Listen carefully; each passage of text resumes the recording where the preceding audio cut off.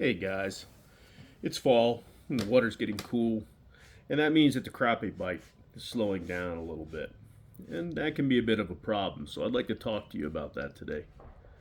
Now, in the fall, crappie are looking to feed, they are looking to fatten up before winter torpor, when they really slow down and their metabolism just slows down to a crawl.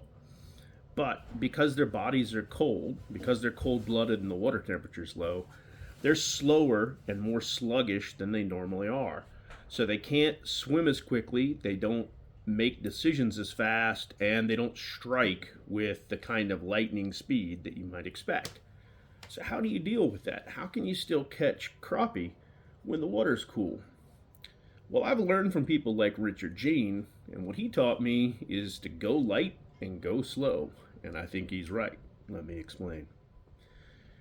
When crappie are oriented on vertical structure and cool water, you've got to let whatever lure you have descend very slowly so that the crappie have time to see it, orient on it, and hit it.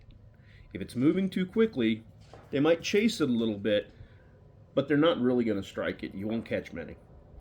What he recommends, and I agree with him, is to use the smallest jig head that you can get away with, the smallest jig head that you can cast at the distance you need, and pair that with a 1 or 2 inch soft trailer, whether that's a grub or a miniature paddle tail or a Bobby Garland slab slayer.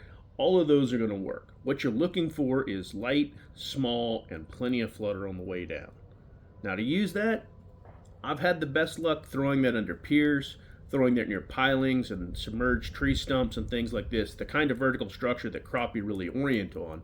And then all I'm doing is letting that little soft bait and jig head flutter as slowly as possible to the bottom.